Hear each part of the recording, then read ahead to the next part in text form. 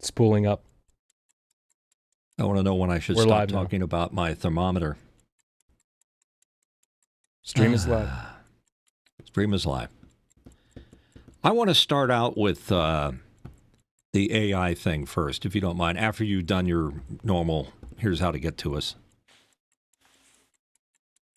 Yeah. And the order that I have is the AI song thing, then the radio iCloud, Okay. or the radio cloud, and then Yeah, the because Odyssey. the last one's going to take up a lot of time, I think. The iHeart thing, yes.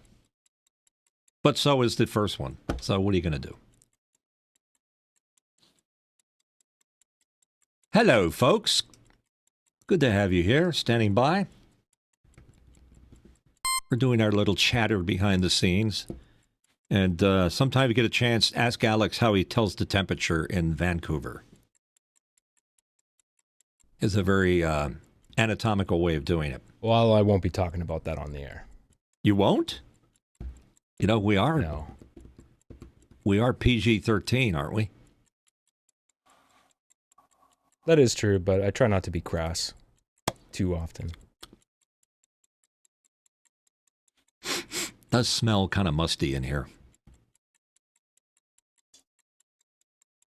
Yeah, baby. This could be a fun show. And next week, Steve Stryker will be with us. That's right, Mark. That's awesome. Love Steve Stryker.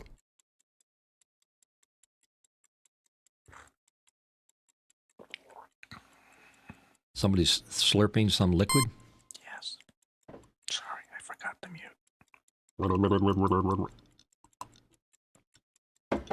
Getting a dog at the end of the month. Yes, yes. Thank you, everybody. And his name shall be Loki. It's interesting how least- the YouTube studio backend sometimes reports that we're not sending any audio data. It says audio stream current bitrate 0 is lower than the recommended bitrate. But we're not sending 0. We're sending 384 kilobits per second. Hey! Oh, sorry. I think that's a studio. That's a bug with YouTube Studio. Those little bastards. Do you think that there's anybody actually at the big controls of YouTube, or is it just an algorithm? Oh, well, they have a team of people there. A team? There's a But big is anybody team driving? Is it maintaining YouTube. autonomously driving? What do you, in what way? Is somebody sitting in a room like the war room with screens all over showing the health of the network and, hey, that guy over there is playing Chicago, let's go get him? No, all the copyright stuff, that's all automated, those tools. Yeah, you know what I'd like to ask sometime is the difference between a copyright infringement, a blocked infringement, and a strike. What are the different ways that they can reach out to you? Because Rick Beato was talking about this the other day. It's kind of interesting. And it was all surrounding when they started running that YouTube ad with Ocean Spray, Cranberry Juice playing the song. What was the We song? got 30 seconds to the music. Go ahead, 30 seconds. The record companies just don't realize where they're getting freebies.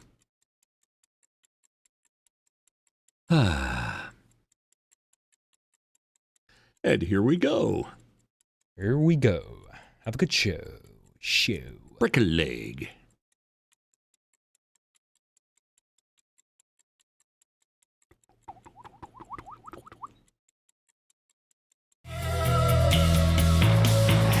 In a vast wasteland of entertainment where radio has become obsolete, stands an embittered man teetering at the edge of sanity. With help from radio friends, he's about to embark on a global mission that would change the course of history as we know it. Broadcasting live from the secret studios on the banks of the Brandywine River in Delaware is Mitchell K.C. Hill. And up to the Great White North in Vancouver is Alexander Knight. Heidi-ho, everybody. Show number 72 of The Last Angry DJ. Welcome. Appreciate you being here. It is hot as blazes here right now in this part of the United States. And Alex says it's very, very hot according to his litmus system up there in Port Coquitlam, outside of Vancouver. So we're here with another show. Lots of great stuff to talk about. We engage you folks as often as we can to get your opinions and your comments. Find out how that all happens. But before we do all that, we want to thank our sponsor, Arby's. Arby's has the meats.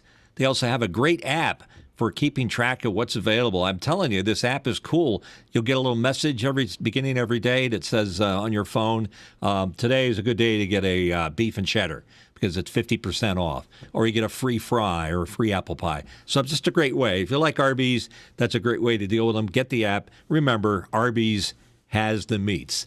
And we have Alex Knight here as our producer, and there he is with his smiling face. It's a cat-like face, I've decided. You have a cat-like smile. Face. Yeah, well, I do like cats.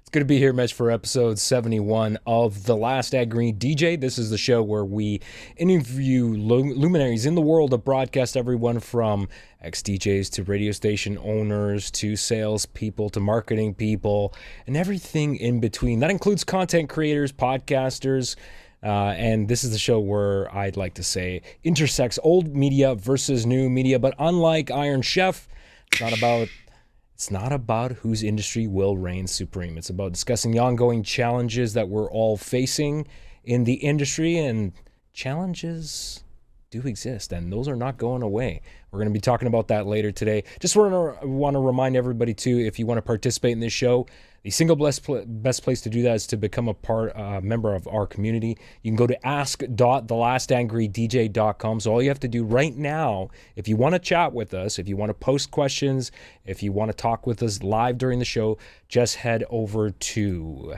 and it's right there, ask.thelastangrydj in your web browser, on your mobile device, or wherever you are in any web browser, and that will let you into Makana, our Q&A system.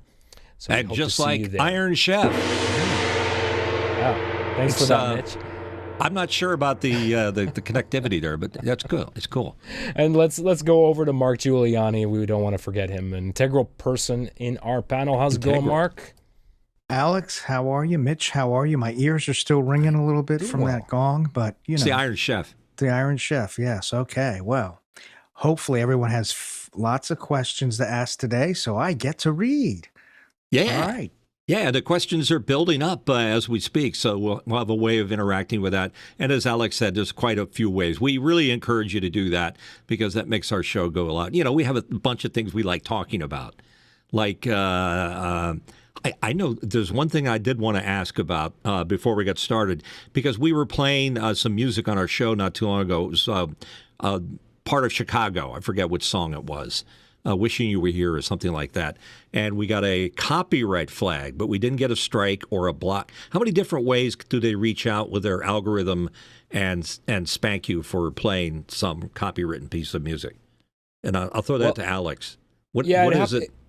It happens pretty often. So all this stuff is automated, of course. So you can get a copyright flag. And basically what happens on the back end when you're looking at your dashboard is YouTube will say, hey, this is a copywritten song. Do you maybe want to consider either A, deleting it, we can scrub it from the video for you, or we can automatically replace it with something that is royalty free for you. So they do have tools that can help you do that. But then, of course, a strike is pretty serious because, and I don't recall how many strikes you have.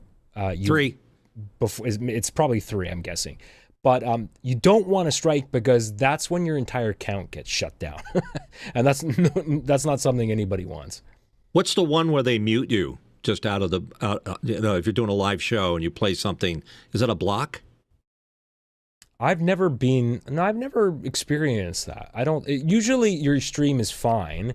It just continues, but you get the flag on it. Okay, because I was watching Rick Beato was talking about how big a mess it was, and apparently he was getting blocked because he analyzed the songs all the time. So he's like yesterday I was watching the really good one he did, Greatest Hits from Chicago, and he just analyzes these songs to such a great degree, and he takes such pleasure in it, and he learns so much. And he said, I used to get blocked on these, and I couldn't run I couldn't save these. I guess maybe it's because he's monetized. I don't know, but there's a lot of strange rules about what you can and you cannot do on YouTube, and they do reach out and touch you in various ways. It's like the mob saying, "Yeah, you can't do that, or we're going to come and bust your kneecaps," or something like that. So anyhow, so I got a bunch of subjects to talk about, but before I do that, can I get like one of our questions in? Would that be a problem, Mark, to jump in? Let's answer somebody's questions right up front. Okay. We're going to start with one question from Pedro Gonzalez in Nashville, Tennessee. Mitch, can you demonstrate different voices that you've used on the radio? Were some more effective than others? This ought to be I'm good. I know. I'm not sure how effective I am. I'm really not good at doing imitations of people. I mean, but if you're talking about mic technique, there's different voices, like the radio voice. I have a T-shirt that says, "Don't make me use my radio voice." So if I don't think I'm being heard in a crowd with a conversation, I can be loud, like, "Pass the gravy, please." I can engage radio voice. And, of course, everybody in the restaurant will turn around and stare at me strangely, and including the people at the table. So, like at Thanksgiving, it's well understood. They usually put a place mat with one of those plastic shields so that when I'm eating, I'm not spraying it all over. Okay, voices. Yeah, exactly. There's the voice you do when you want to make a point, like, "Alex, your zipper's down." That's yeah, exactly. Alex is very confused now. He's taking his temperature. So that was, that's one of the voices I can use. Crazy voices, I can do some of them, but I haven't done them in a long while. So if I try to do like something from The Simpsons right now, it'll be bad. Or if I try to do William Shatner, it'll be really bad. So I'm not going to do it. But yeah, a lot of character voices. Occasionally I'll get, like...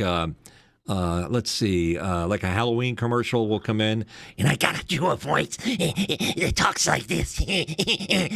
There's a little bit of a Igor voice, or Igor, depending on how you like to pronounce it.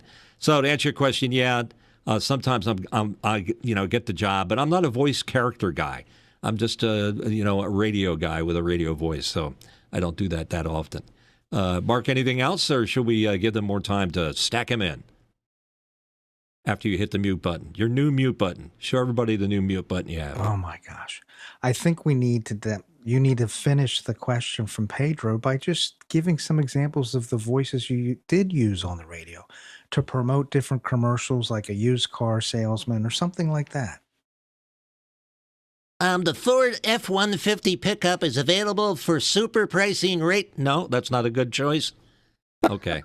I don't know which. Okay, I'll do some Hanna-Barbera stuff, No, I don't Hey, boo-boo. Hey, boo-boo, would you get some picnic baskets? I don't know, Yogi. The ranger might get upset. Or, Illy Billy Chili Beanie, the spirits are about to speak. Fan mail from some flounder? Something from Rocky and Bullwinkle, Hey, Rock! It's more like, hey, Rocky! That's the voice he uses. So anyhow, aren't you happy you asked that question? Did you ever do voiceovers for commercials?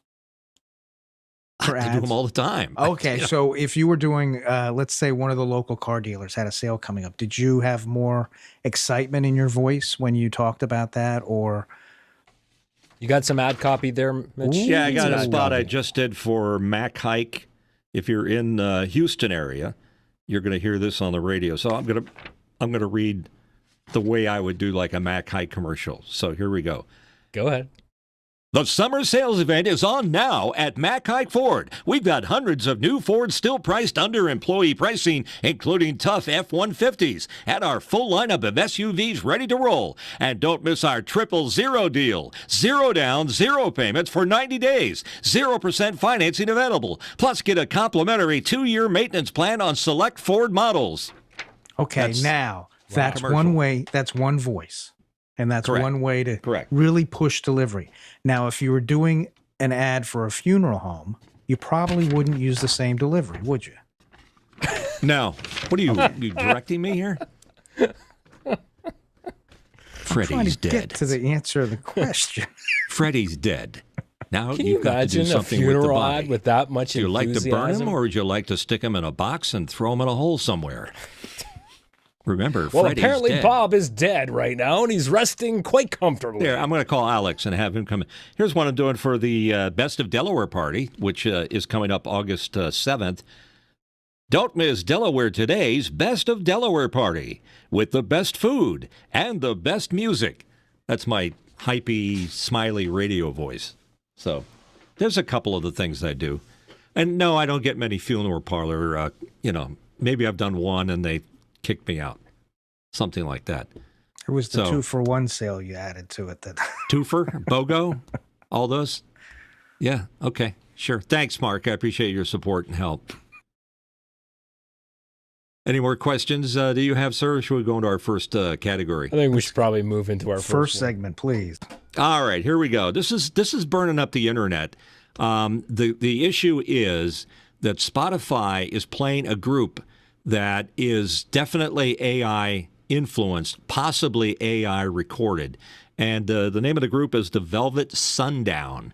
If you do a test on like a YouTube or just Google it, you're going to see a lot of the pictures are obviously AI generated. So the question is this a real band or is it an AI band? And the significance of it is that they actually have a record and it's being played on Spotify. And the question is this or is this not a real band, or is it completely generated by AI? This is a pretty serious issue because it's. I think what's happening is that somebody out there is testing the waters for AI-generated music. I think it's a horrible thing. I think it's a horrible idea. And whether or not it's true, I'll go over to our friend Rick Beato, who isolated the tracks on it, which he uses Logic or some application, and he was able to listen to the individual tracks, and he heard all kinds of artifacts. So Rick says that this is definitely AI generated. This is not real. So the question is there a band out there that's being promoted on Spotify that's totally AI and not real? And the question is, if Spotify is paying this band their cut, they get paid money, it's taking away from other bands that may be real and hardworking musicians, taking work away from them in order to pay this fake AI voice thing. So I'm sure we have a lot of opinions, and I would like to go around the table here and get them. And if you have a comment, you know how to reach us. Get your comments in there, too, because having AI-generated entertainment, whether it's a movie or music or, becoming a band, you're going to relate to it differently because, let's say if you love Taylor Swift, I'll just use her as low-hanging fruit. You're interested in all the things that Taylor Swift does, her hobbies, her boyfriend, what was she thinking when she did this song, all those influences. With an AI thing, there's no connection there. It's just a piece of music, and it might be good. But what is it doing? How is it disrupting the industry? I say AI is very bad for Spotify, and I do have a couple of solutions on what they should do about it. Alex, what's your opinion?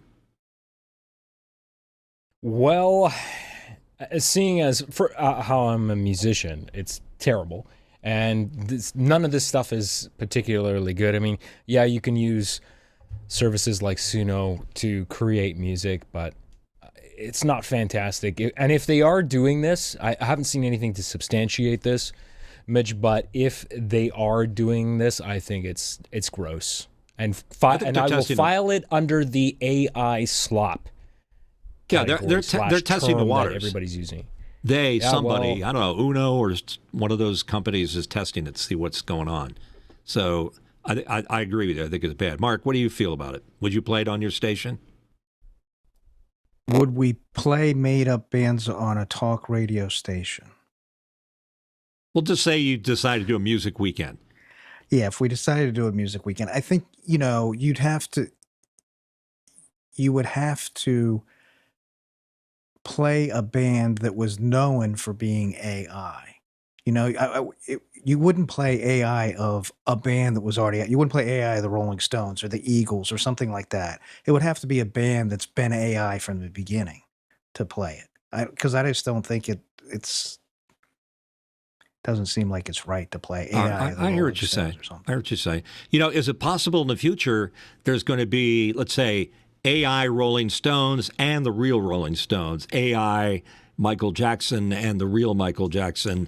There's going to be a differentiated version of it. So you're going to have AI spin-offs of a known band, but they're identifying it as an AI version, Well, and then it's up to you. Yeah, to, who to gets the decide. royalties though? No, if they're doing a popular song, they get the royalty. But somebody owns the music, and the company that generates the AI, whoever's good at doing prompts are a big deal nowadays.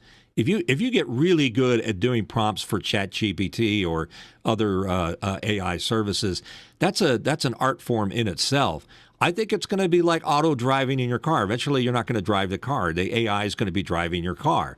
And I think it's going to be to the point where there's going to be a hit. It's just a matter of time that's going to come out, and then they're going to find out that it's AI. My opinion, and I kind of agree with Alex on this point, is that I think that somebody has to step in. I don't know who that is, the government, and I think that they should be legally required to identify an AI-generated content. I don't care if it's a TV or a movie or a group like the Velvet Sundown. They should put a logo on their music video that says AI or something, and make sure that everybody knows that they're not trying to fake us into thinking this is a real live band. But they're testing the waters right now. And the other thing is, this is a real complicated one. I think they should tell the government that AI-generated content cannot be monetized. Now, think about that for a second. If they take the monetary, justification for doing AI, then they're going to eliminate a lot of companies out there that are just trying to make a dollar doing it. It's not for the love of the music or the love of the artistry of creating music and all of those details. It's just going to be, well, if you feel that strongly about having an AI band, you're not going to get paid for it. So where's your love? Is it for the money? Is it all about the money? I mean, Alex is a musician, and musicians. Are they motivated for the money, or are they motivated for the artistic aspect of doing? No, because most people realize that, first of all, it's extremely hard to make any kind of living in this industry. A very, very small percentage of people are able to do that. So no, that's not why people go into that industry. They do it because, first of all, it's a lot of times these people have full-time jobs because they know they can't make a living at it. And so they do it because they're passionate, because they enjoy it. They're not doing it for money. And by the way, in the chat, I posted a link. I don't know how many people have heard of this character. She's been around for a long time. Hatsune Miku. I don't know if anyone knows that character from the Vocaloid series. So Vocaloid is a synthesizer, speech to synth program that was created by Yamaha quite a few years ago. And so now in Japan, there's all these different, what they call Vocaloid characters. And now they actually perform concerts. And this character, this Vocaloid Hatsune Miku character, has done 3D concerts worldwide with basically music that was just generated. So this has already happened with these artists. I don't understand it. I don't get it, but it has already happened. So who's to say 10 years from now what kind of music people are going to be listening to? But it does make me, it makes me kind of sad. It's disappointing. It takes all of there's a quality, there's just something there to human beings creating stuff that just at its current stage right now, AI just lacks soul. It lacks that. And I don't know if it'll ever be able to do that. Mark? So I think that one important point of what Alex was just talking about was that the consumer in that particular case knows it's AI.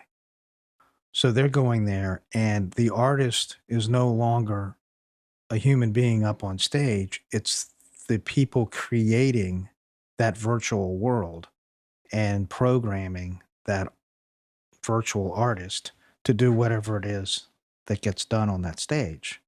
I think if you were to all of a sudden say, okay, the Federal Trade Commission is going to require that everyone identify an AI voice, that's going to have repercussions that I don't think we've thought about yet, because voice models for commercials are going to be in the next 5 years won't be around because the companies that are writing programs for radio stations are making it part of their system to voice it for you. That's not really the circumstance that I had. I think in something like Spotify, the algorithms that used to model the listenership and payments to these artists, whether they're AI or real people, are going to start favoring an AI that it's not a person. So what happens is the AI gets paid, but less money is available to go to real artists that have gone to school for years, have talent that they've honed over, there's so much more work that goes into that. So I think that's unfair to those people being replaced by AI. I think people should know.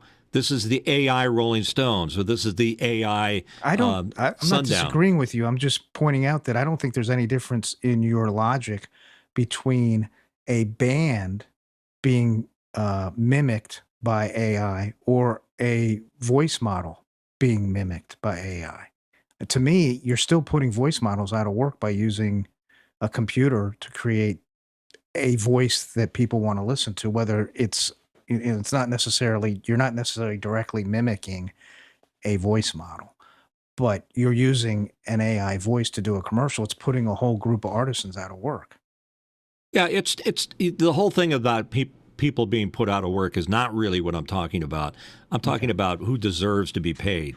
And it's already a pretty iffy situation on Spotify, which happens to be the main service out there, the algorithms that they use. I'm just saying that there's some fairness that needs to be applied here. And the other thing is that if you go to politics or if you go to news and information, and you're seeing all these videos now that, yeah, they look suspiciously like AI, or the context of the video, I don't believe that. It doesn't seem logical. They're just getting to the point where you really can't believe anything you see or hear on the internet. So if it goes to AI-generated bands, I just think that they should go out of their way to identify if they're an AI or not, just so you can make your own decision about whether it is or isn't.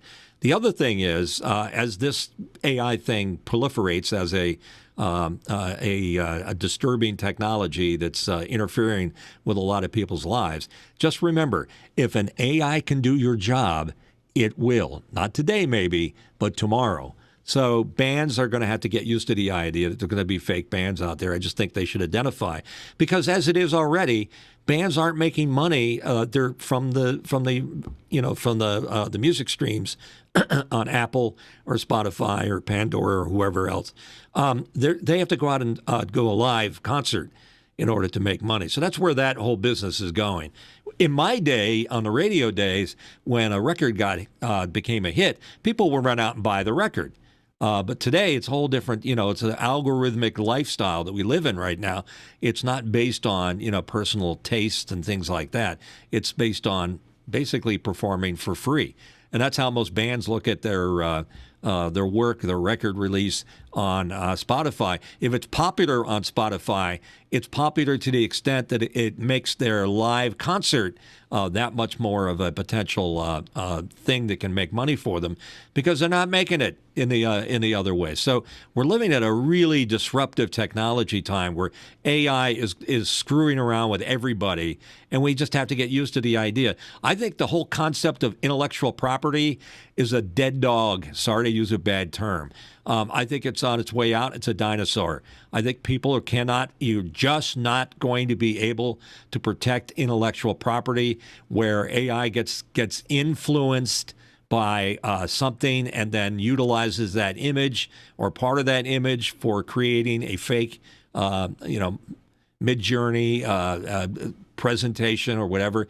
I just think that there's way too many lawyers out there that are going to be trying to make a living out of protecting that. So intellectual property is going to get nailed. The idea that bands make their money from selling records and hits are going to go away. It's already on its way out. That they're going to do it by going out on tour. It's the only way they're going to be able to make the money. AI can't do a live concert unless it's somehow some weird at the Sphere where a dead musician appears on the Sphere in Las Vegas and it's part of the gig or whatever. But just as a fun aside, it's a helpful thing. So. It's just very, very disruptive.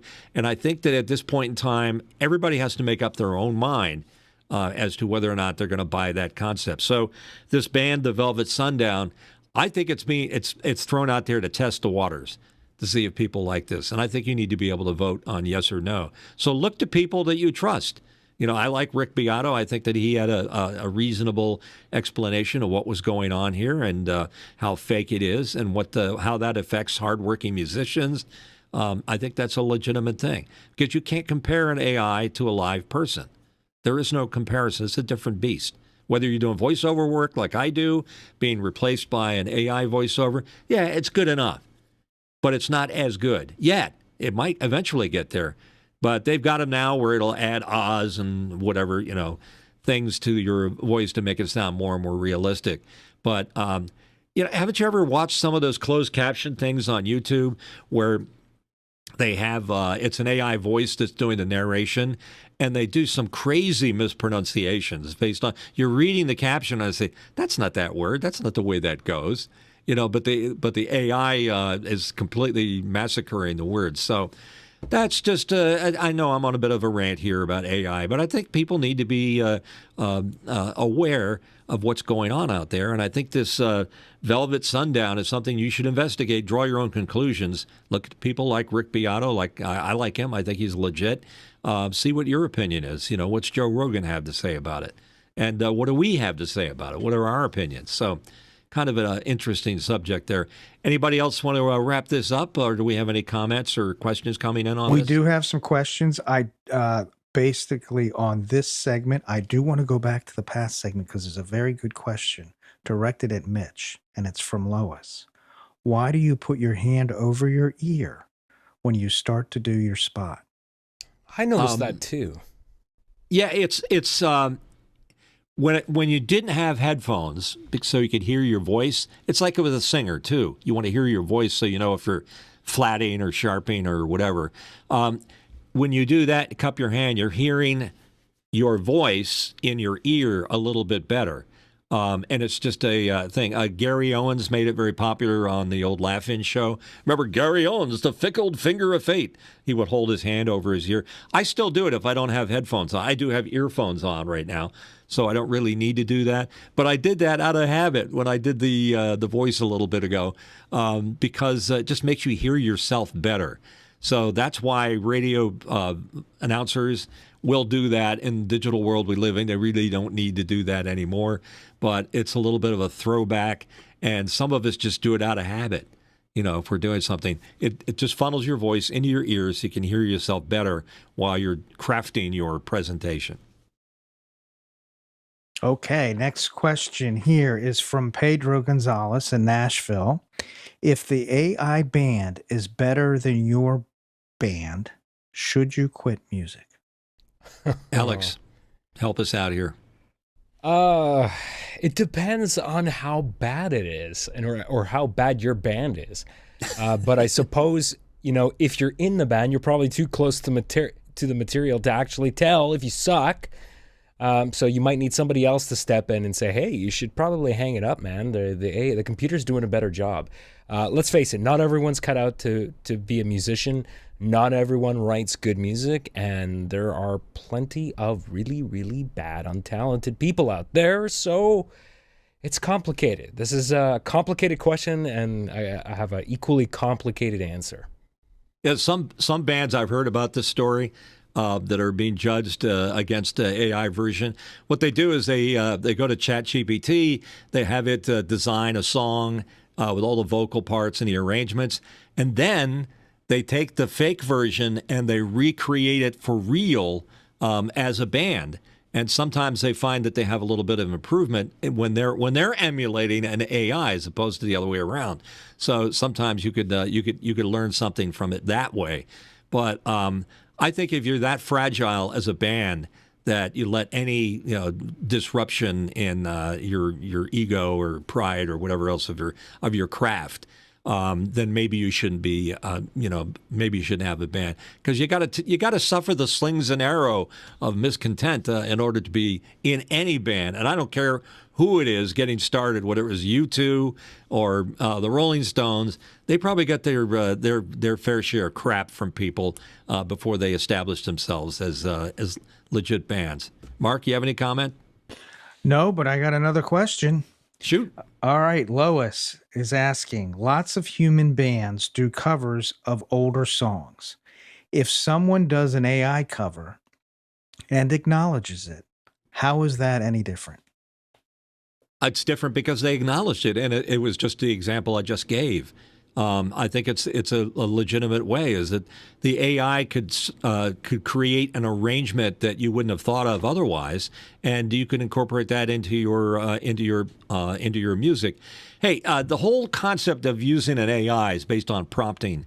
How to ask a question, like I want a guitar solo here at the bridge, done in the style of Stevie Vai, and it does it. Now you've taken that and recreated that as best you can as a live band. It gave you an analysis of something that you may not otherwise have the chops to be able to make happen. So does it make you a better musician? Maybe, Alex? And just remember that pretty much everything is derivative, right? So whether it's a human being inspired by a variety of different genres and artists, or it's a computer, who has analyzed thousands and thousands of different bands and different genres, everything is derivative. So I guess to the point of the question from Lois, I don't actually disagree. I don't think it's all that different. And like, if you were to, the question is, I guess, what are we, as a society, what are we going to decide is acceptable? Are we going to accept AI music, or, are we even going to accept bands taking AI music and trying to reproduce it with real instruments and real musicians? So this stuff is just kind of evolving, and we're sort of figuring it out as we go. So, most of us don't really have any concrete answers because we don't know how it's going to play out. I think it should be like Paul Schaefer and his AI band. Or the AI version of Rolling Stones, the Beatles versus the real one, and then you decide. It's up to you as the consumer or the person listening to the artwork, whether you like an artwork done by AI or, some of the stuff is very compelling, and some of it's very obvious, some of it is not. But the issues that I do get sensitive to are when an AI rips off a legitimate piece of work that somebody spent time and effort to create, and it rips it off and claims that it's its own. I think that gets into that intellectual property thing, and I think we got our work cut out for us to figure out where you draw the line on intellectual property. I think the lawyers are going to do real well. There's a job to get right now. Become an intellectual property lawyer that specializes in AI infringement. I think it's the Wild West out there right now. I think you have a good chance of doing very well with that. On the other hand, another great job, prompts. Being able to create prompting of these LLMs, that's an artwork into itself. It's not like being, like I said earlier, I'm more of a creative director than I am an artist. I can tell a artist, well, I need a little more of that, or do that. That's kind of like prompting the live person to make it work better, and then it fits into the video or the print ad a little bit better. I'm directing them. Is it better because I did it? Probably. Maybe I have a different vision than it's like having a director in a film.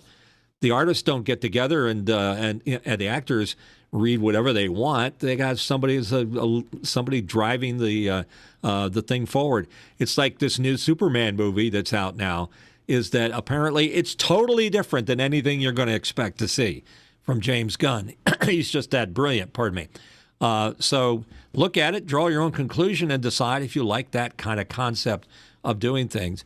I think AI is with us and going anywhere. I just think that as a courtesy, it should be identified when it's being incorporated.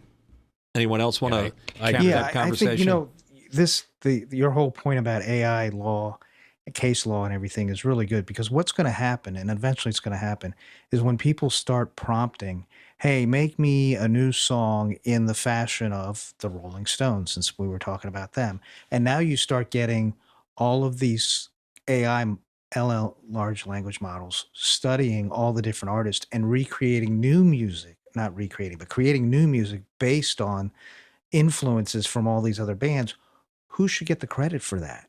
I mean, and like, let's say they come up with a new Rolling Stones song. The Rolling Stones might not even like it, so they might not want credit for it. So, I mean, this opens up a Pandora's box. Yeah, you can't copyright somebody that's emulating your style, but you can copyright maybe the musical licks in it or the hook that's in the song. But then remember also the Rolling Stones are a blues band, and they have a lot of repetitive musical signatures of famous blues artists, and I think in a lot of ways they haven't gotten credit for a lot of that. I mean, that's an original music art form that came here from the United States, and some of those old timers that have been slaving away, bad term, working hard at creating that musical signature or that bass line or that guitar lick. And then some rock band out of England is completely copying or taking it. I'm very sensitive to Wasn't that. Zeppelin accused of that quite a bit? Zeppelin got a couple lawsuits over it. Yeah, I think that's happened. And here's the other thing: rock and roll is just a different form of the blues. At least up until the 90s, things have changed a little bit with rock and roll. It's not so much bluesy as it used to be. Lead guitars aren't being played the same way. I think I heard somebody say that Linkin Park was the transitionary phase in the 90s, where you didn't hear those classic blues licks that you're used to hearing in songs from the 60s and 70s in classic rock. So, things are changing. It's a musical style. You can't copyright that, or a genre. You can't say, well, that's country music, so Toby Keith owns all those guitar licks. That's not the way it is. And by the way, country's doing very well these days as a pop format. There's a big transition going that way. So, it's our tastes that are accepting that as a reasonable transition, and we'll take it. So, pop music today, frankly, I don't like it. I mean, but then again, I'm showing my age. But it's so homogenized and predictable that it doesn't have the surprise things like this. You listen to songs. I was listening to Rick Beato take apart a bunch of old Chicago songs, and I was listening to him describe what they were doing with the arrangement, with the Pankow playing the bass line, or some so and so. What the horn section doing this and the little stabs, and I mean it's like little things that you're like, wow, I never really looked at it that way, but yeah, that's what makes that song so special. And they're surprises, they're interesting, and they're still good to this day. I don't hear so much of that anymore. It's just not the way. But again, that's my opinion. Alex, you have something you want to say? No. I think that pretty much sums it up quickly, or quite well, actually. Mitch, why don't we move on to our main topic? Okay, what's our main topic? Our main topic is we wanted to talk about the announcement that Odyssey is moving its streaming service. Oh, actually, no, I'm sorry. There's one more. There's one more article Radio before Cloud. our main topic. We were going to talk about Radio Cloud and what everyone thinks of a playlist research tool that is AI based. Do you think that is something that I actually like the idea? I mean, I use AI as a research tool all the time with ChatGPT, and this just seems like to me the next, rational step in the tools that we use to make our jobs easier and better and more efficient. I mean, why not? If you're a radio station music director, why wouldn't you use a tool like this to make your playlist better? What do you think, Mitch? Well, it's algorithmic, which means that a computer is generating data and making that data make sense vis-a-vis what your objective is with the playlist. But it's probably good that I give a little bit of history of how playlists have been created. Back in the early days of radio, some disc jockeys that were on the air, and they were literally disc jockeys playing songs, got their reputation based on the music that they decided to play. There was nobody telling them what they had to play, but rock and roll and the early days in the 50s of music that got played might have been the creation of individuals that had a particular group that they liked, or they heard, or they were familiar with in some way, and they just decided to play it. Or they might have been being paid money to play that, because there was days when money was paid to the disc jockeys to do that, and playlists got built up that way. Top 40 radio, as it used to be called, which today it's CHR, or Contemporary Hit Radio, but it's the most popular music of all genres. So there could be a country song, there could be a ballad, there could be a rock and roll song. That's what Top 40 was. And if you wonder where the 40 originally came from, it came from jukeboxes, which were the real early days of how people voted on what songs they wanted to hear. So in the early days, in the 50s and 60s, jukeboxes were the way people got music played in their club or restaurant or place, public place, whatever. And they would track that information. They would track, they're hitting Pat Boone, or they're hitting Elvis Presley and this song. And they would get that data. And it was simple data back then, because it was just like, a request. And they would calculate that, and they would supply that to a radio station. A lot of the early radio stations were top 40. They played the top 40 songs, really were derived from the jukeboxes out in their surrounding area. So chances are, if Pat Boone was the number one song that got pressed J12 on the jukebox machine, then chances are it was going to be the number one song on the playlist. And then the next step was the radio stations started deciding that they were a better judge of what songs were in that top 40 or top 30 or top 20 than a jukebox machine. And they became less and less of an authority. But there was a whole game that used to be played back in the 70s and the 80s with the record companies influencing the music directors at the radio stations deciding what was going to be on the chart. And to be honest with you, as one of those music directors, a lot of it was monkey see, monkey do. In other words, if you had a chart that you were looking at for your radio station and you were looking at WLS in Chicago, or KFRC in San Francisco, or ABC in New York, you might allow that list to influence your list. So there's a lot of, complementary, homogenized playlist stuff going on. And once in a while, you might add a song that's up and coming, and depending on how people react to that song, if it's new and exciting, it might climb your local chart. And then what happens, other radio stations look and say, look at David Soul, Don't Give Up on Me Baby is really charting well at WFIL in Philadelphia. It's a song that I wouldn't play, but WFIL knows something we don't, and they'll start playing it. And then, of course, it snowballs into that song getting to the chart. There's a lot of songs, if you look at the Billboard Hot 100 for the last 40 or 50 years, you could probably pick a lot of these songs out that just might have been somebody's idea of fun. Terry Jacks, Seasons in the Sun.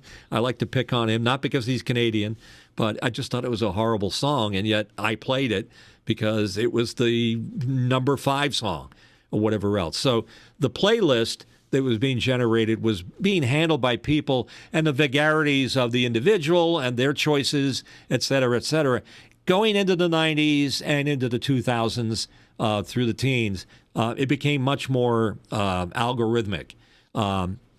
They were using computers to do call-out research and allow all this information and data to be used to influence what was on these playlists, up until the point now, which is a big change from the way it used to be. You're looking at what Apple is charting and why. What's the top 10 at Spotify or Apple or YouTube, and that's algorithmically. There's a lot more science into determining because they can track that information, especially with YouTube. They can track funny everything. That you mentioned. Yeah, and it's funny that you mentioned Apple Music, Mitch, because Apple also has real human beings curating their own playlists, and they're publicly available. So do you think that Apple's, curated lists are influencing listener behavior? Probably, sure. Because they're there. Because people like curated lists, and they like it when somebody takes the work out of their. I'm not saying people don't make their own playlists, and you've talked about this before, Mitch, that there's something about people when somebody knows how to curate a playlist, you pay attention to that. Especially if you start liking a lot of the songs, you're gonna go back to that playlist. You're gonna follow that person, right? Yeah, it's like if I'm searching for a reverse mortgage for my house, and I see Tom Selleck on TV talking about it. I like Tom Selleck, and I kind of trust him. So I guess I like his version of a reverse mortgage because I like Tom Selleck. Same thing with a curated playlist. If you like the artist that's curating it, then you're going to probably respond to it. Is it more accurate? Is it more reflective of what the people out there want? Maybe, maybe not. But your motivation may be completely different. I'm just saying that Spotify is very scientific about it, or algorithmic as in terms of how they derive that information, and they create these playlists. So that's why everything sounds alike today. To me, the pop charts sound alike because it's just everything gets homogenized so that it all sounds similar. And maybe Taylor Swift once in a while can step out and do something different. But what's that girl's name? Carpenter, that has that song out. It's Beats me. I forget. I apologize to the artist. But it's a lot more scientific than it was back in the old day where people were just making shots. And the other thing, like you say, a curated list, it's more like the way it used to be. You don't know what kind of influences that person might have. Might be money changing hands. I don't know for sure, but I'm just saying, might be. Is that something you want to have influence your taste in music? Don't know. Anybody? Bueller? I think we exhausted that topic, Mitch. So I was just going to say the whole thing about a service that uses all that data across different platforms to generate a playlist based on the metrics that they use is obvious. It's obvious. That's the way we're going. And AI does the same thing. It's working from data, and it's cold, hard data. It's not opinions, people's opinions, it looks like there's things like that. There's some chat comments too about this, Mark. If you want Let's hear to 'em. bring in some of those people. There's some chat comments. There's some questions from the last segments, but I want to real quick just say, I think a lot of this is going to take time to roll out because while stations that are in big cities and metropolitan areas are going to have great access to the internet and have failover if the internet's down, some of those stations out in the rural areas don't have the luxury of having failover internet. So if the internet goes down and the cloud goes down, then the station's not going to have a playlist at the ready to really continue to play that music. So that's, I think you're going to see it probably be much more used in areas that have multiple choices for internet. That's all I wanted to say about that. And that's legitimate to say that. But, let's face it, I don't think anybody can live without internet. In fact, the government's making sure everybody has access to it. So a playlist, you only have to generate it for a radio station once a week. So it's not something that you need next hour. It's not updated. Well, but some of them are live. I'm thinking it's going to be in the cloud. It's going to be live. You're not going to be able to, well, maybe you could download it and then let it play. But usually when things are in the cloud, they're right there. All the data's in the cloud and everything. But anyway, let's get to some of these questions. Pedro Gonzalez from Nashville, going back to the last segment. So if I create an AI song based on 300 of the #1 songs, should I not get paid? It's not based on that you took those 300 or 30 groups or whatever. It's based on whether people are listening to it. I mean, that's how Spotify, you vote with your remote, So if you listen to it and you listen to it enough and thousands of people start listening to that AI song you created, you're going to get compensated because of the people voting for it, not because you did it. Because, the success or failure of it is based on the interest that's generated from it.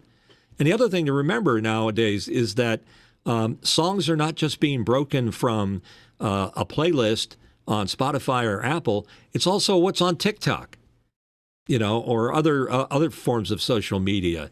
If your video is interesting and crazy. I was commenting earlier.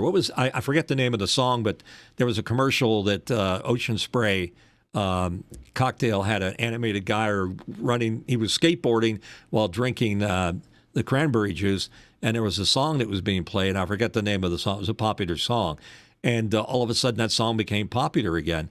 because of the commercial. It was just a typical internet meme that caught on, and the song got exposed again, and off it goes. Well, look what happened to Kate Bush in for that TV show Stranger Things. They played "Running Up That Hill." Yeah, and just absolutely blew up the internet, blew up the charts. All of a sudden, she's trending everywhere now.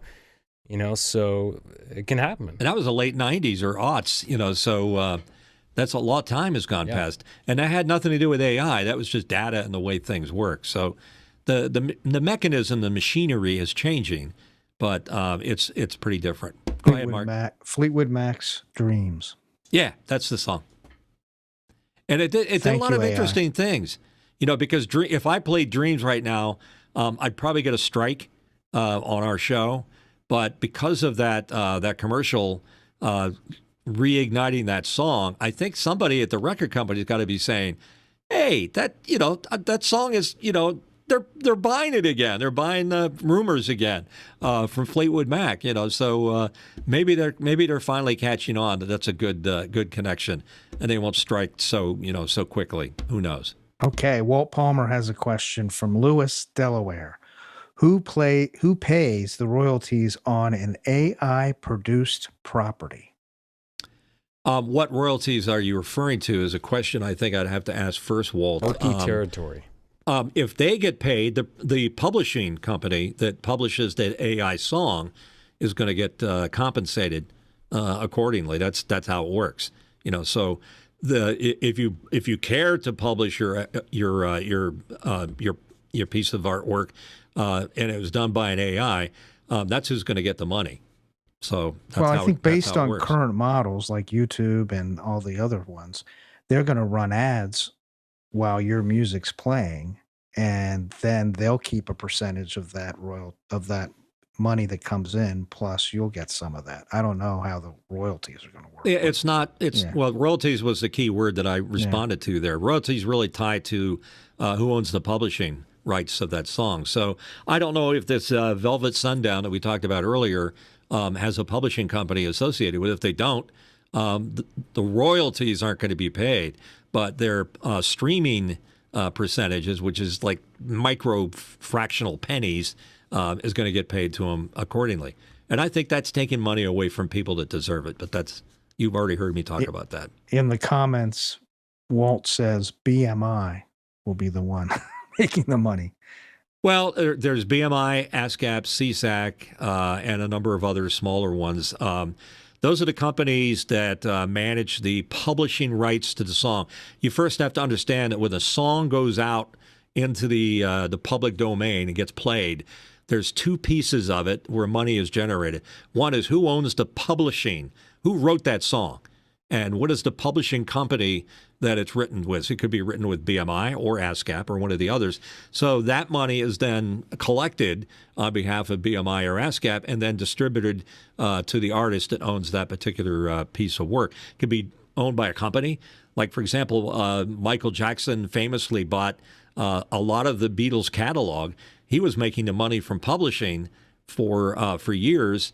It kind of had a battle between him and Paul McCartney because Paul bothered to sell his catalog, didn't know who he was selling it to, and Michael was getting the money because that was the publishing right. The other piece is what's called the mechanical, and that's who owns the recording, the actual recording of the performance.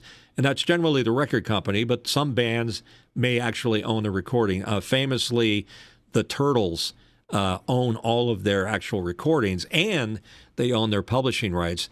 And they went after a lot of those companies, like satellite companies like Sirius and some radio stations, because they didn't have a specific license for playing Turtles music because they owned the publishing and they owned the mechanical. So it was an interesting battle that got fought.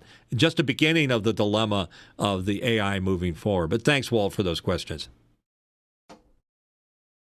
Mark, anything else? Nothing else at the moment. Okay, a lot of interesting conversation, because this is something we're not going to solve it here, but we're going to enlighten people about it and how it works. Yeah, and they haven't changed the rules of how people pay for publishing and pay for the recordings. It's still done the same old way. It's not free. Although there are some people out there that have they've published music and songs that are free for the taking and playing. Like YouTube even has a collection of songs that you don't pay any special dividends to for using. In fact, our theme song at the end is derived from YouTube. So it's the world we live in right now. You just got to make sure you have a lawyer whispering in your ear what's the right thing to do and what's the wrong thing. Mark, you have a radio station. You play songs that are copywritten and have royalties.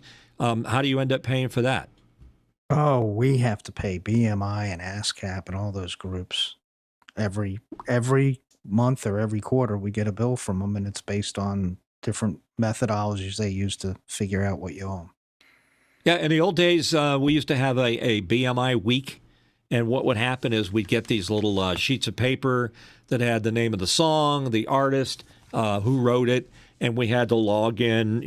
We played Daydream Believer at 2:25 on the 7th of October, whatever. And then that information would get calculated, and then BMI would calculate how much you had to pay them for the use of their music. And then all the other guys out there, like ASCAP and the CSAC, they would turn around and say, "Well, we're gonna base ours on the BMI that you just did." So it was really only the one thing. Today, if you have a streaming radio station, you have to track all of the songs you play and who was listening at the time of that play. And I know that if you want to get a license to have your own radio station here in the United States, you have to get, first of all, I recommend you get what's called a statutory license.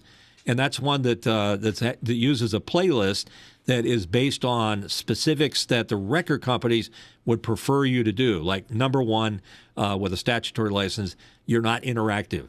In other words, you can't call in a request a song because that's too close to their model of collecting money on services like what Apple has or Spotify or YouTube. So you get a statutory license, and then you pay them a minimum fee for the songs you play. And every month, you send them a list of the songs got played, when they got played, who was listening, how many people were listening, and it gets calculated into an algorithm, and you get a percentage. I think it's the latest thing is like pennies on the dollar for each listener. So I know for a fact that when I was doing it with them, I didn't get the minimum, so I had to pay the minimum fee, which was like $7,000 for my little internet radio station. And that was hard. It's hard for a startup to pay $7,000 a year. It wasn't a month. I forget. Whatever. Somebody can correct me. Yeah, somebody's going to get paid. That's all it comes down to. Or you're going to get sued. One of the two. So, all right, we have some questions here. Walt is back, and he asks, what are the legalities of using an artist? I guess, again, I don't know the context of the question, Walt, so maybe you can fill it in. You can't put a artist, like say you have a commercial for an auto dealer in your market, and you decide that you want to get AC/DC and play it underneath that commercial. You can't just do that because there's an implied, a sponsorship of you're implying that AC/DC likes this particular car dealership because their music's playing. You can't do that. You can't play that. You have to pay a special fee if you're going to do that. So that's how the artist gets paid, or how you would use them to. But national companies do it all the time. Like Imagine by John Lennon's one is a good example. It gets used all the time. First of all, John Lennon's estate has to approve the association, and then secondly, you're going to have to pay big bucks in order to be able to get that song. I did it for a client that had it was a healthcare organization. It was a pretty big one, and they wanted to have a hit song, and I picked James Brown, I Feel Good, which seems like logical. You feel good, and people are dancing and having a good time, and you're showing smiling faces and healthy people. And the first thing I ran into was that the price tag to get that song from the estate of James Brown was very, very expensive. And then the second part was they were very canny about whether or not they were going to offer that song for the use of for that particular job, because the way they're thinking is, well, if Principal Healthcare wants to use that as their theme song, maybe there's a bigger company like Geico or Aetna that will pay 10 times as much. So they're very canny about accepting that, whether or not it works. And the other thing that works with artists, hold on a second, I got one example behind me. Oh, there we go. Let's say you want to come up with a greatest hits CD. I did this for my friend that owns a Harley Davidson dealership, and I'll pop it in. It's called Chrome Classics from Mike's Famous Radio. And if you look on the back, these are artists with popular songs. They're hit songs that I thought made up a great group of songs for people that live the Harley lifestyle. And if you look inside, you can't just take these songs and put them on a CD. Some people do, but you can't just take those songs and put them on a CD. You have to get permission from the copyright holders, and that's again the publisher and the mechanic. So if you look at each of the songs on the list, you're going to see the information that's there. You can see my name as the producer on this. I went with a company called Universal Special Products. At the time, Universal Records owned most of those songs, and I went to them and we paid them a specific fee, and they were very specific about how long you could do it, how many you were going to sell, and how much money they got. They got a pretty big chunk of change. So you can probably find this out there on the internet if you want to get it. This is volume 1 that we did, and there's 12 really good songs on there that, if you want to look at it, is pretty cool. And that was an arrangement we made with the mechanical owner and the publisher and the artists to be able to include that on a CD. So I guess that answers your question there, Walt. Okay, we have another question here from Lois. And Lois says, how does one know how many people are listening to a broadcast radio station? To a broadcast station, the only way you really know is from the rating service, and that's kind of a flawed methodology. And I'll let Mark go into that more detail before I finish. If you have a streaming version of your radio station, then you're going to get that metadata back from who's listening and where, what IP address. Maybe not as many people are in the room that's listening at the same time. So it's for broadcast radio, it's tough to track exactly how many people are listening to your station. But 4 times a year, generally, Edison, which used to be Arbitron, will rate your particular radio station. Some markets, maybe once a year or twice a year. Mark, why don't you go into it, what you do to be able to determine? What little I do know about it is because we don't purchase the Nielsen book, but from my understanding is that it really depends on what market you're in as to how they track the analytics of radio. So in the larger markets, and I'm not sure how deep they go now, but in the larger markets and the metropolitan areas, a lot of their tracking is done through digital methods. So they have much more quantitative way of tracking who's listening, when they're listening, what they're listening to. In traditional markets and smaller markets, what they do is they hand out a diary, and the diary is filled out over a certain amount of time by those that receive the diary. And you're asked basically, who are you? When did you listen? What did you listen to? And that type of thing. I think Mitch knows a lot more about that than I do. But that's generally how they do it. Obviously, the analog methodology doesn't really tell you in the end how many people listen to whatever at a specific time, because that's not what they're really asking. They're trying to get a general idea of where do all the stations rank in a market. Yeah, the diary, which is the old way, is bullshit. It's there's a certain methodology to it, but people don't keep track of what they listen to and who's in the room with them that way. I mean, they used to. The more modern system is the PPM, personal people meters.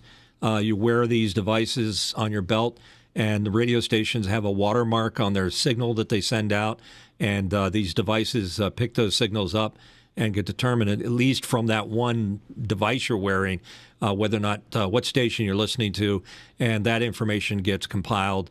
But again, it's not in every market. It's not in Lewis. It is in Philadelphia. I don't think it's in Wilmington because we only have like one FM station now that's playing any music. So, they're getting a little bit better at doing it, but they don't have that kind of metrics. When you think about streaming audio and streaming video on YouTube is probably the best metadata available. We know a lot about who's listening and how they're listening, whether they listen to the end of our program, where they're dropping out. Maybe Mitch is complaining about something too much, and people said, "I've had it with that guy. He's just talking way too much." And we can see the question that was asked and who was bailing at that particular moment. So, Lois, that's basically how it's done. For broadcast over-the-air terrestrial radio, it's just not an exact science. And when we go back to things like the Arbitron and Edison diaries, I believe them more for trends than I did for actual numbers. You could see where you had a peak and a valley and things were starting to slope up. But it's a game you could play, and some of us played it better than others. Tom Birch talked about that a little bit when he was on our show a while back. So search for a YouTube version of our show with Tom Birch. He can talk a little bit about it. Maybe even Joel Denver has a few comments on that. Any other questions coming up? Well, I do have some comments. So the Nielsen ratings use PPM in the top 48 markets to give you a sense of scale. The market we're in bounces around between like 138 and 140 in the Salisbury market, which includes parts of Delaware. So our next question is from Mr. Palmer of Lewis, Delaware. What are the legalities of using an AI replicated voice for music or a voice-over? And in the notes or in the chat, he has something about KC Hill being used for commercial purposes, which makes me start to get a little nervous here.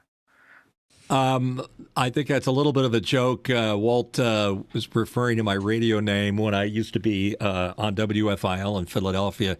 There was only one Casey Hill, and that was me. Today, if they sampled my voice even without my permission, they could get a reasonable facsimile. What is it, 11 Labs, Alex, that will do that? They can search your algorithms and determine a pretty close approximation.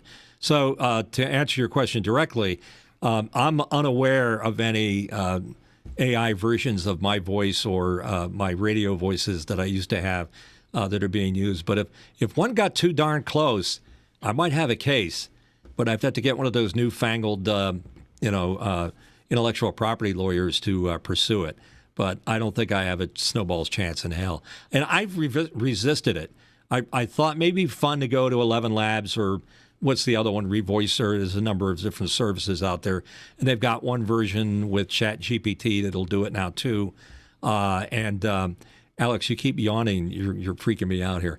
I'm keeping him wide awake with my commentary here.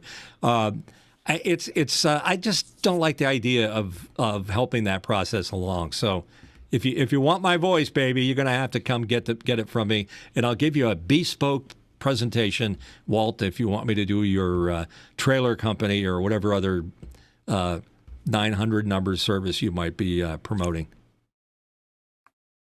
I got a face from Mark on that one, as rightfully so. Any other questions, Mark?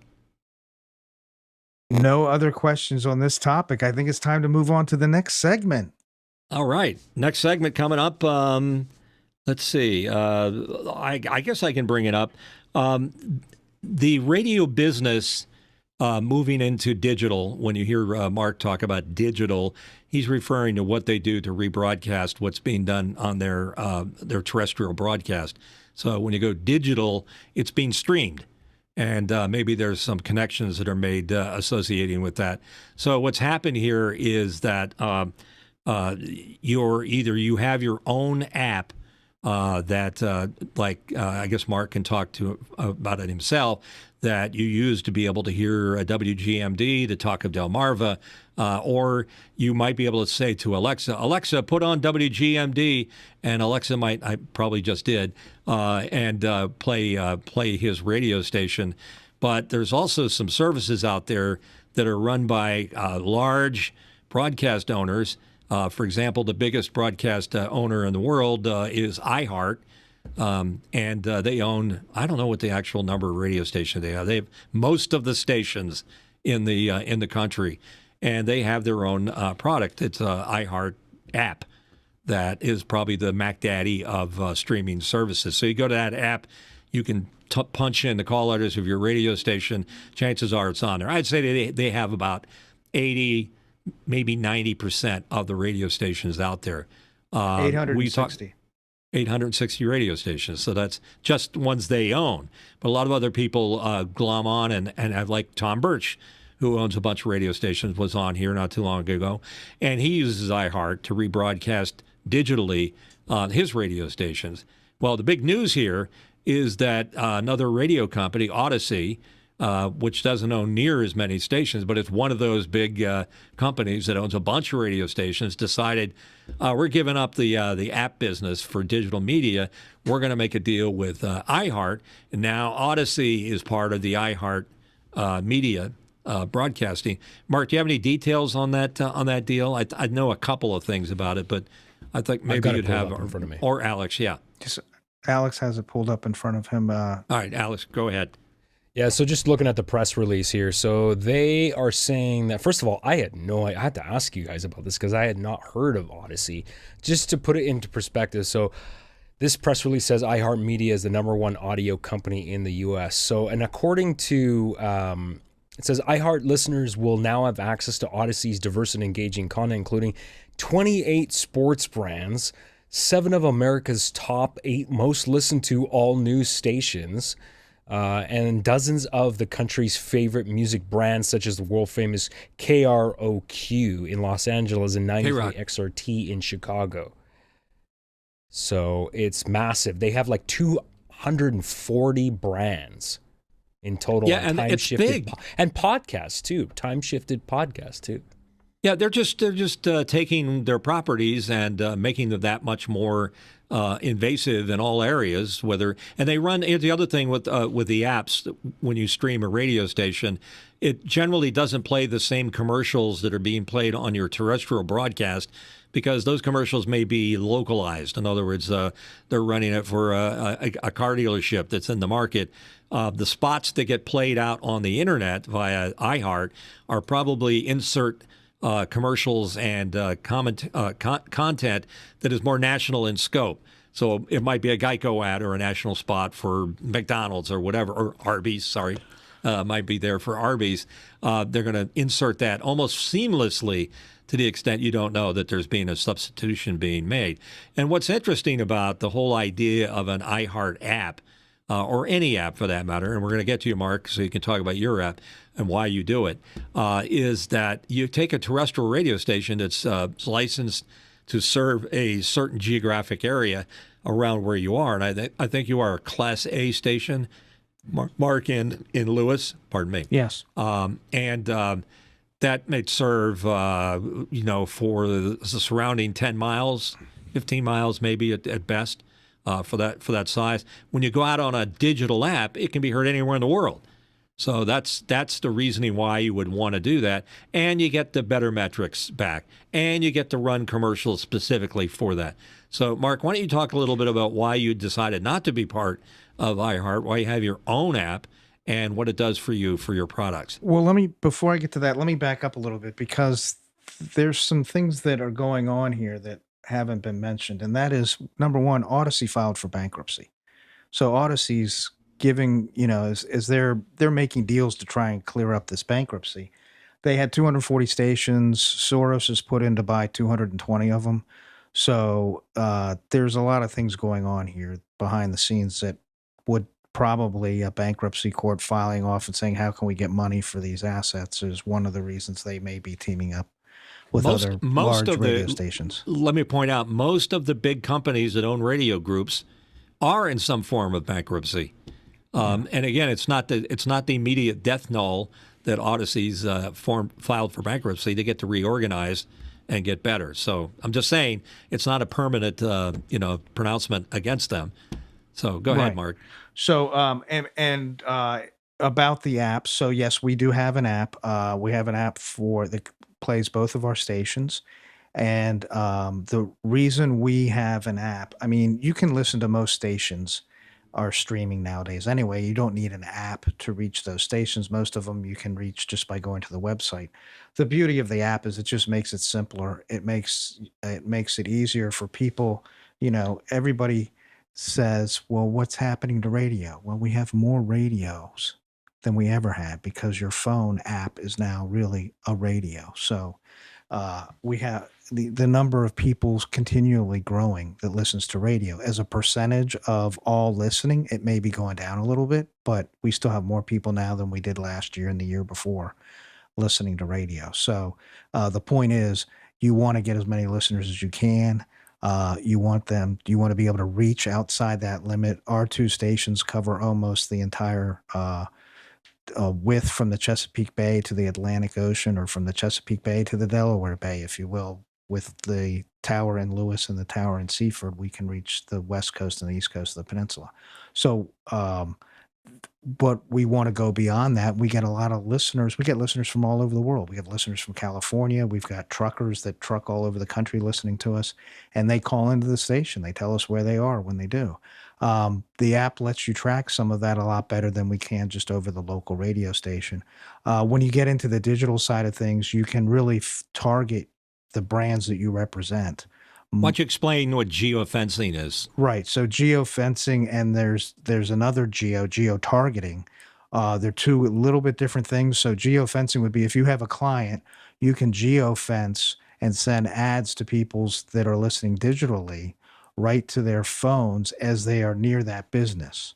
Geo-targeting would be, let's say, I wanted to target somebody in a certain zip code for a certain product or service. I could then have purchase advertising for that specific zip code for a specific client. So a lot of times you'll get shifts. You'll say beach resorts have people coming down in the summers from certain specific areas in the country outside of their traditional broadcast listening area. They can now reach those restaurants, or whatever services they are, can now reach those people that are much further away than the radio can reach digitally through this geo-targeting.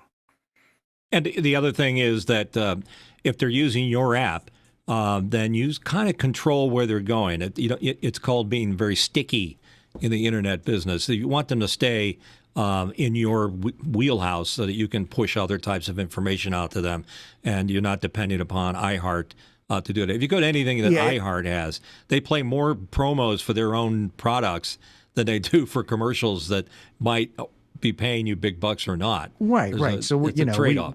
We all the radio stations listen to each other just to get an idea what the competition's doing. And when I listen to the iHeart stations, it always amazes me that most of the ads that are run are really promos for their own. Most of the slots they would be running ads in are mostly promos for themselves and the different services they provide.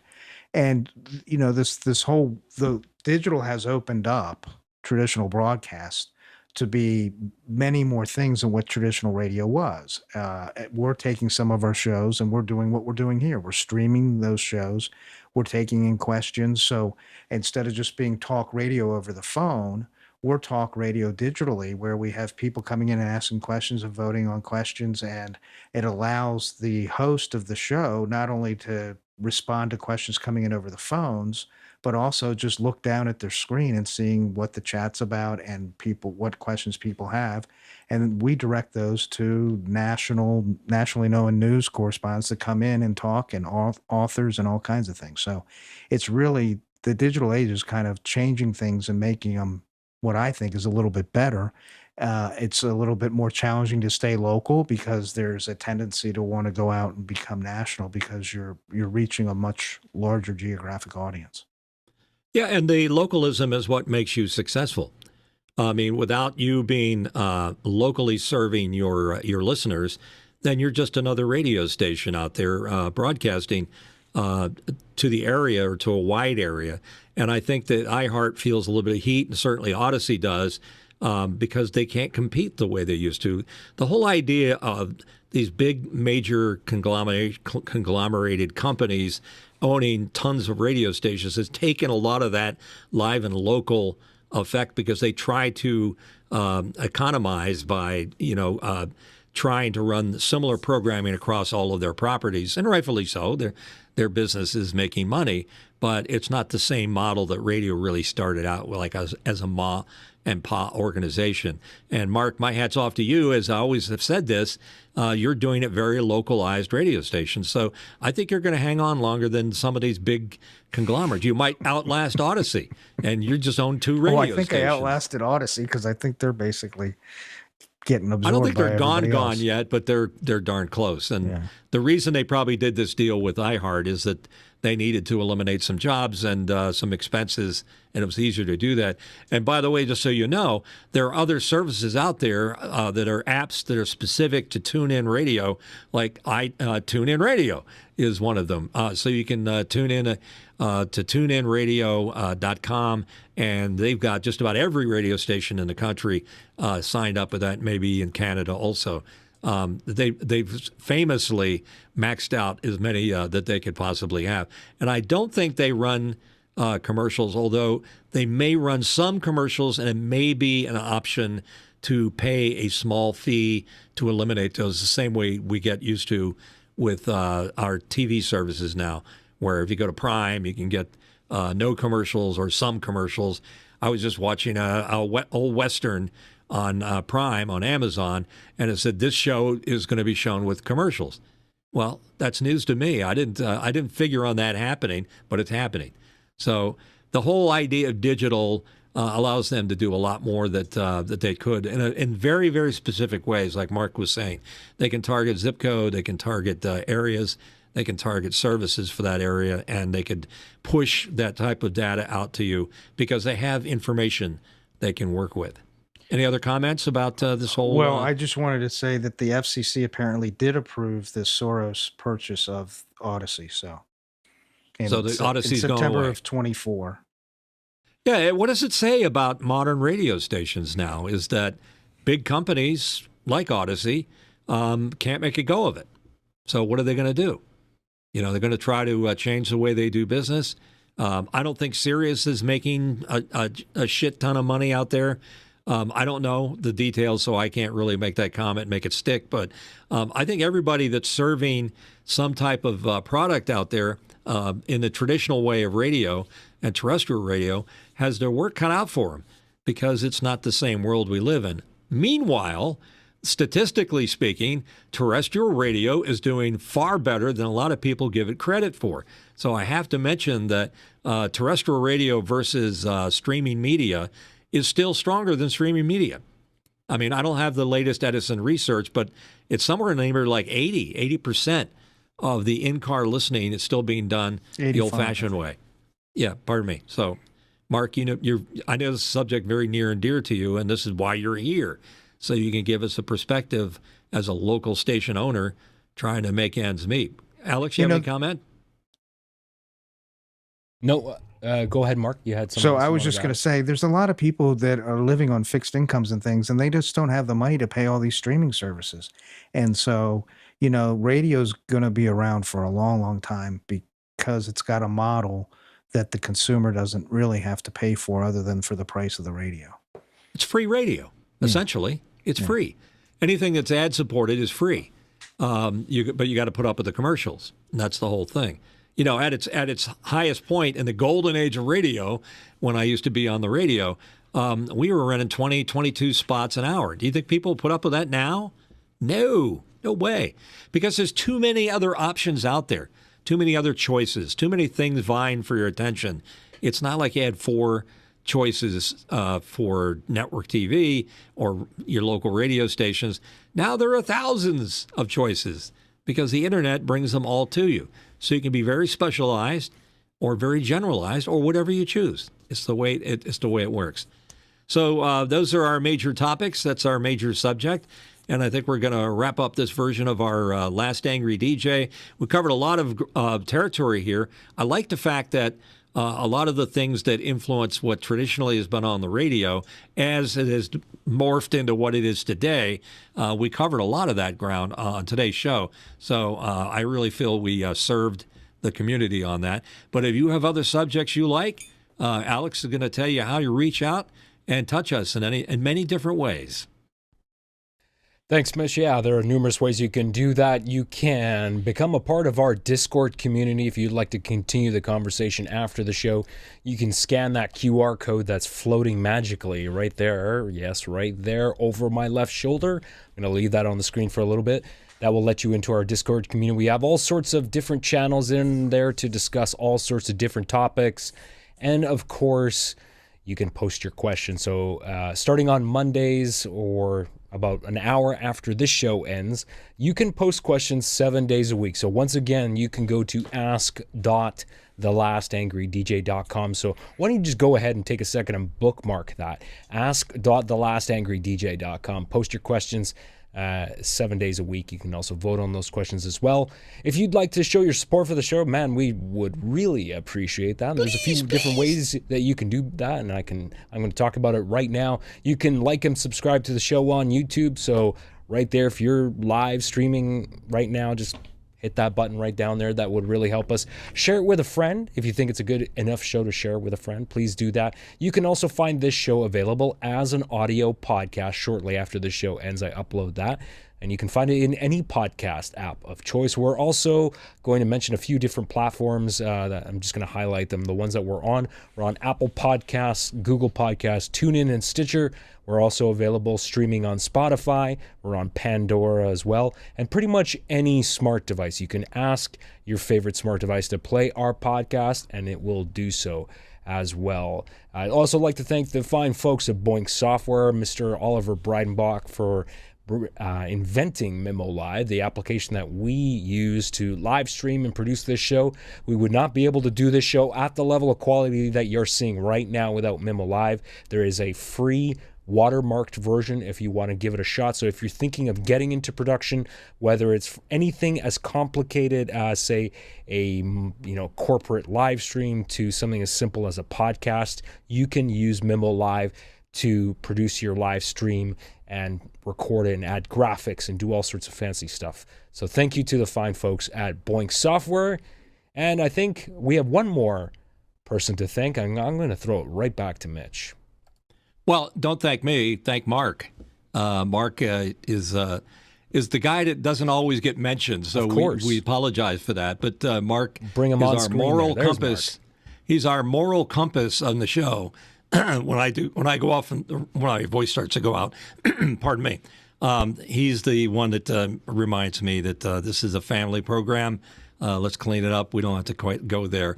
But Mark, thanks for being a poster boy for us, and certainly as a individual radio station owner, we get some valuable insight from you about what it's like to run a mom-pa organization.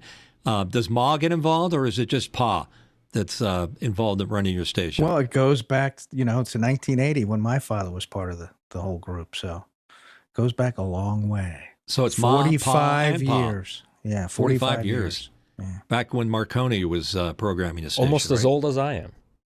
Wow, that's hard to believe. Yeah. What are you going to do? So thanks again, Mark. Thanks again, Alex, for being here. And we want to thank our sponsor. Our sponsor is Arby's, where they have the meats and they have an app that you should try out. Just like iHeart has an app and Mark has an app, Arby's has an app, and this one keeps you, involved with knowing what kind of specials and things are going on. And we thank them for being our sponsor. And we thank you for being involved in the show. I think today, our guys would say that we had a lot of input from outside folks that are using Mukana to keep in touch with us. It's okay to make a comment. It's okay to ask a question. It's okay to say, hey, who are you going to have on next week? And I'll tell you who's on. Very popular and returning champion, Steve Stryker, will be back. If you've wondered what Steve is all about, you can search some of our older shows. Steve was here on the very first show that we did.